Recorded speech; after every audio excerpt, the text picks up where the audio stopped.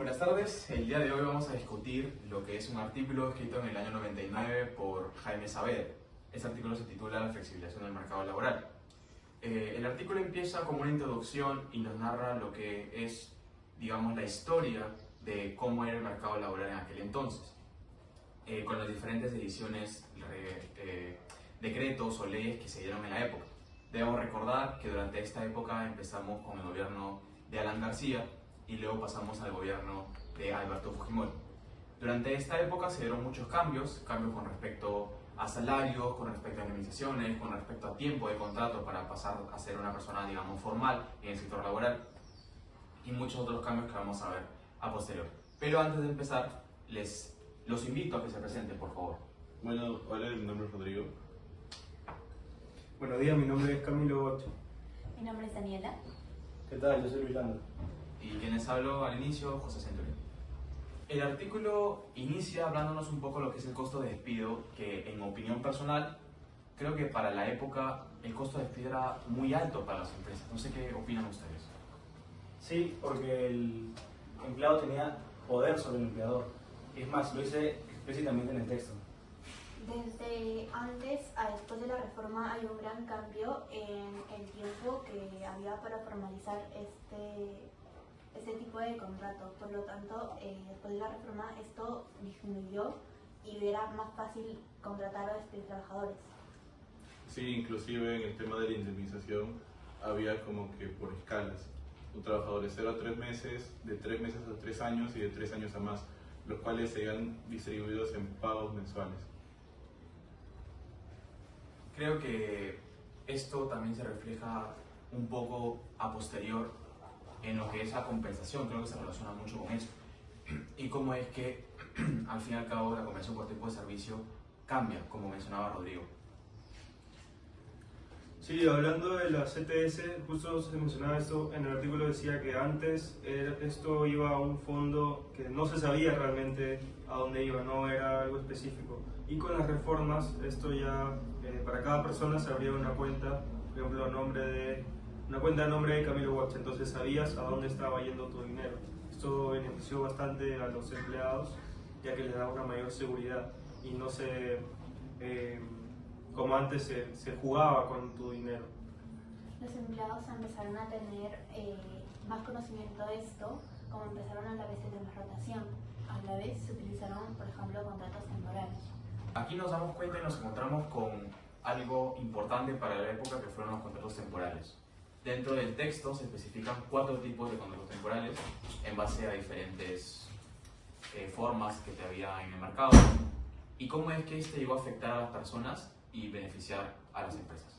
Sí, acá mi compañero Centurión tiene un punto muy importante, ya que las empresas usaban contratos temporales para evitar el altísimo costo que tenían al despedir a un trabajador que ya tenía estabilidad en la empresa. Entonces, al usar este método, sus costos disminuían gradualmente. Incluso después de las reformas, esos contratos siguieron siendo bastante utilizados. Primeramente porque la empresa sí evitaba un problema que era bastante grave en ese tiempo, que eran la formación de sindicatos, ya que después de un tiempo se permitieron el uso de la formación de más de un sindicato por empresa. El hecho de contratar más trabajadores de forma temporal ahorraba este problema.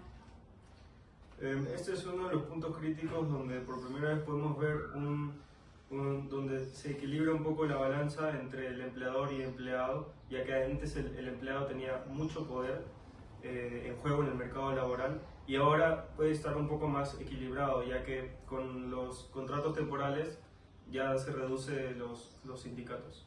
Podemos añadir a esto que tenemos que tener en cuenta que el artículo fue escrito en 1999, en donde todavía había una incertidumbre sobre lo que fuera o no a pasar.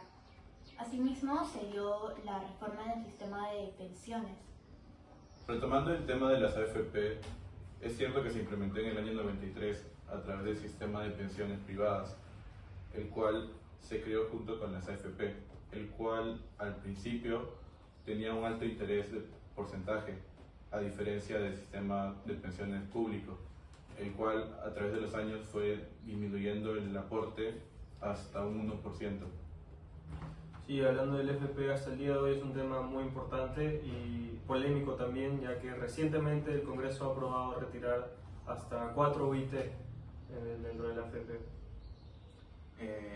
Claro, creo que esto es importante, pero también hay otro punto importante que no se menciona tan extensamente en el texto, que es las utilidades y cómo es que hubo un cambio también en esto. Hay que recordar que la empresa, digamos por ley, tiene que otorgar utilidades a sus trabajadores, y aquí menciona justamente cómo es que ha variado los porcentajes tanto de minería, pesca, sector de servicios y entre otras cosas que hacen referencia a esto.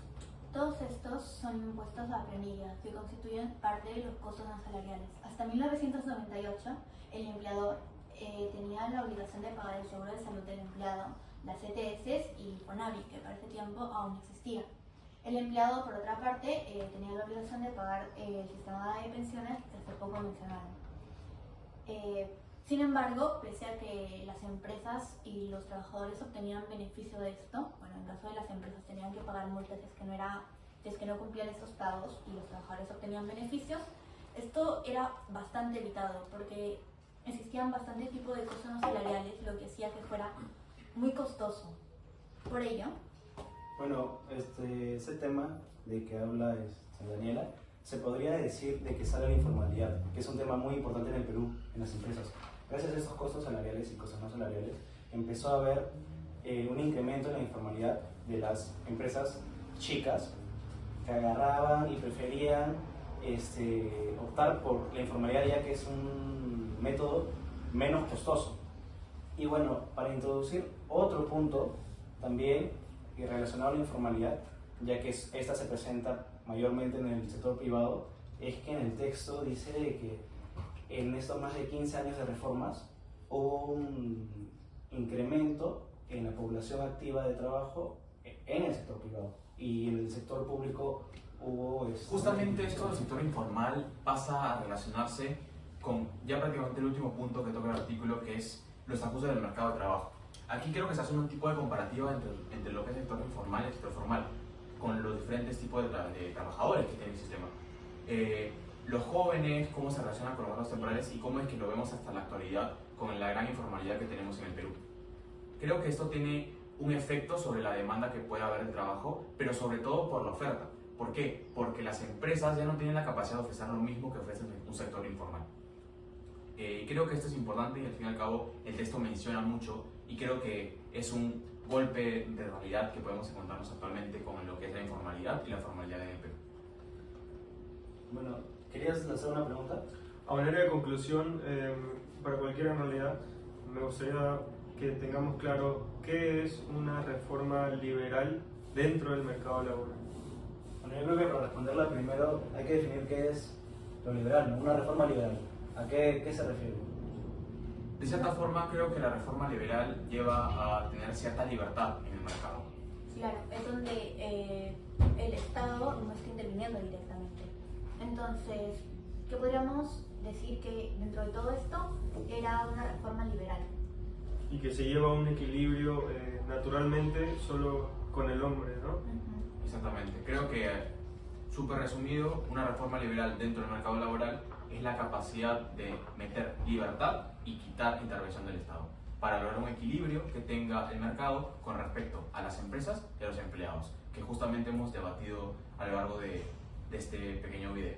Creo que damos cierta claridad para decir que ya no es dependiente de trabajadores ni del trabajo que tengas, sino que ahora hay mayor libertad, que es justamente lo que trata de decirnos el artículo. Gracias.